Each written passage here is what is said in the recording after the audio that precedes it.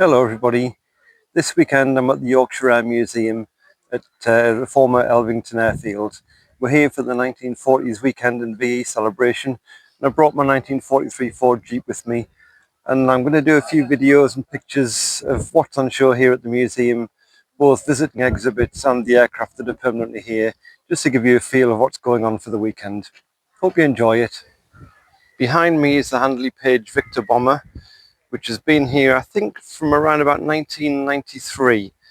It was in the sort of hemp, I think it's hemp coloured, sort of desert scheme from the Gulf War, the first Gulf War in 1990. And currently it's covered in scaffolding as the aircraft's being repainted now into the 1970s green and grey colour scheme. The aircraft was nicknamed Lusty Lindy, but that artwork from the Gulf War is now being painted over in preparation for the new colour scheme.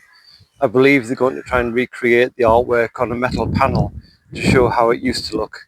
And if I can find a picture in my archives, I'll post up a picture in this video of how it was before the repaint started. Many of the Cold War jets are currently outside because they were, or some of them are displayed inside the hangar, but they've been moved out of the way to bring the Handley Page Halifax aircraft outdoors for this weekend.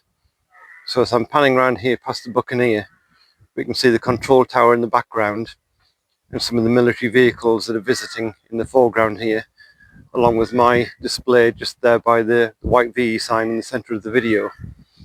As I continue to pan around towards the hangar, we can now see the Handley Page Halifax, which is on one of its rare visits outside. Usually it's kept indoors, but for this weekend, once a year, it's brought outdoors for a few days. The Halifax has been painted to represent an aircraft known as Friday the 13th. The original aircraft was scrapped after the war, with only the nose arch saved and on display at RAF Hendon. This example is a reconstruction using the rear fuselage of a Halifax Mark II, serial HR792. The wing came from a Hastings transport aircraft, while the nose and tail were new builds. For many years, the Elvington example was the only way to see what a complete Halifax bomber looked like. At the end of 2005, the restoration of another crash wreck was completed in Canada. The only other more or less complete aircraft is the wreck recovered by the RAF Museum from Norway and left as it was recovered in 1973. Here's another view of some of the military vehicles on display. These are all visiting vehicles or privately owned.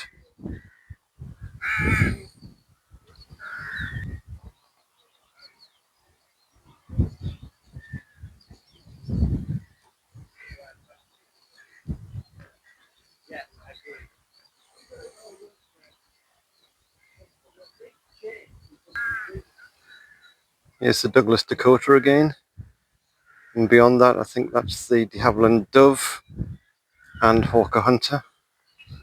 Behind the Hunter, we've got a Tornado and a Gannet. And then right in the background, we've got a Canberra.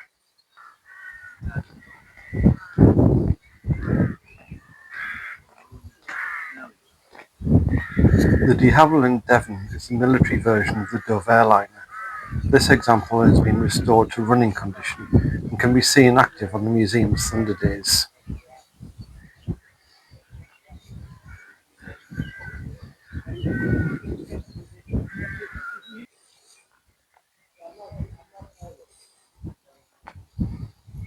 Beyond the Gannet, we've got a Mirage 4.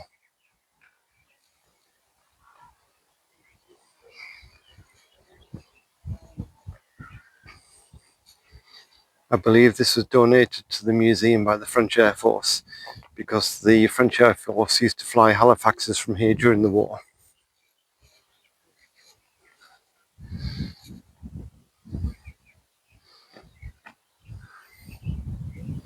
There are two Tornadoes on display here. The first one's the GR1, and panning around to the left we have a GR4. And that's the nose of the Canberra just behind.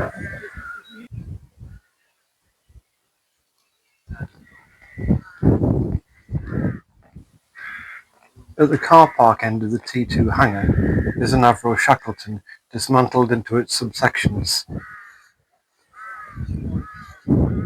This aircraft recently arrived at the museum and will be reassembled over the next couple of years. Another Shackleton cockpit is currently displayed in front of the fuselage and inner wing of the new arrival. The eventual plan is to get the aircraft back into running condition as it was before it's moved to Elvington. There's a lot of work to do before it's up and running again, and I suspect a repaint will be part of the restoration process.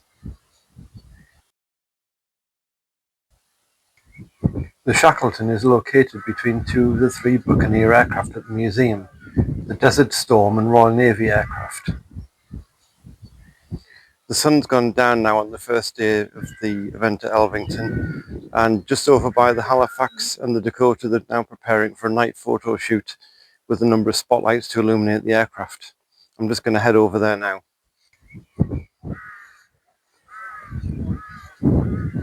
I believe the night photo shoot with the Dakota and the Halifax was a ticketed event, so I kept out of the way and just got a few pictures on my phone from a distance.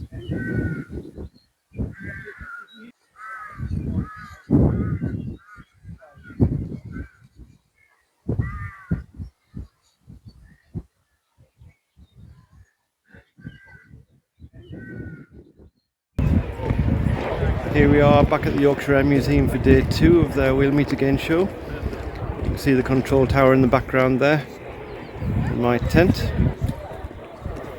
Panning around, we've got some of the other reenactors' tents there,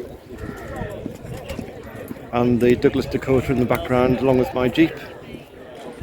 Panning a bit further, we've got the T2 hangar and the Halifax bomber over there. I'm going to try and show you a few more areas of the museum today.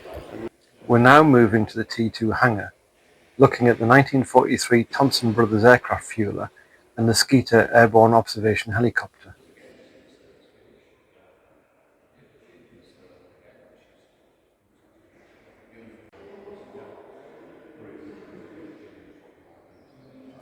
The Thompson refueler carried aviation fuel on one side and engine oil in the other, and it could be pumped by separate pumps operated by the driver.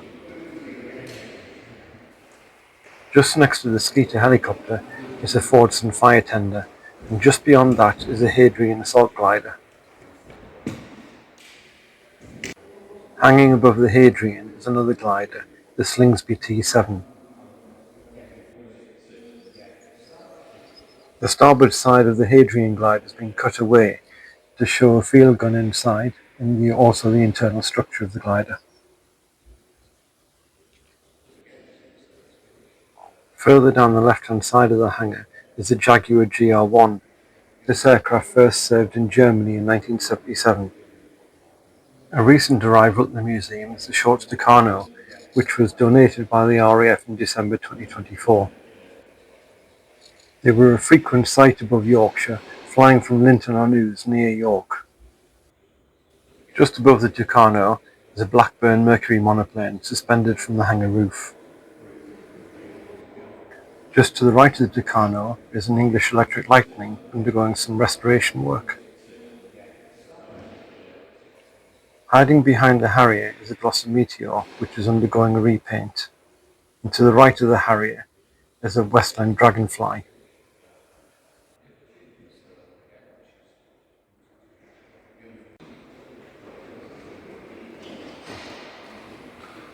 Heading further up the hangar, past the Vampire T11.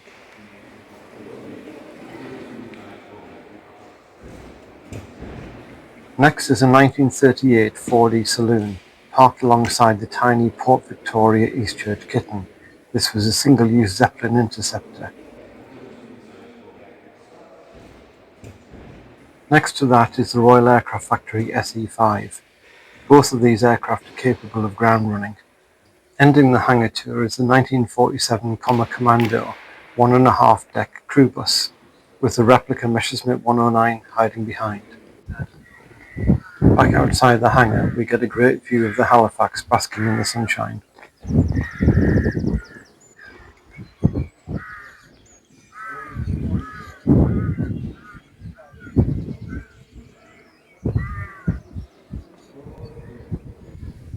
This quick wander was done first thing on Sunday morning before most of the public were in the museum. That's why there's not many people around to be seen. It was difficult to actually get around the museum with having my own display to look after, so Sunday morning was one of the first opportunities to have a good look.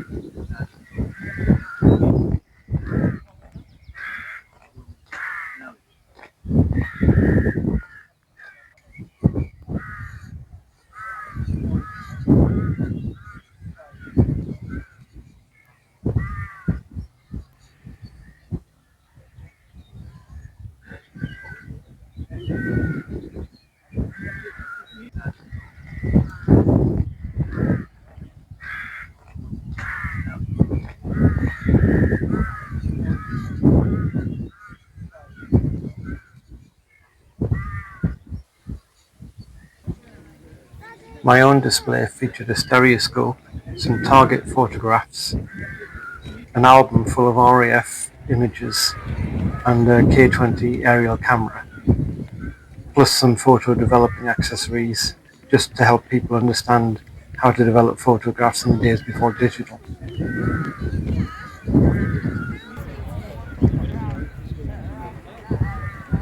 This pan around the site was done on Sunday afternoon.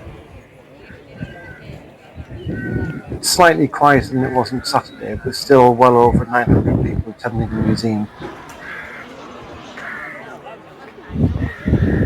After packing up my camp, I drove the Jeep over to the Halifax to take a few photographs in different positions before heading home. The sun wasn't an ideal position, but it was the only opportunity I had. Don't forget to like and subscribe. See you next time.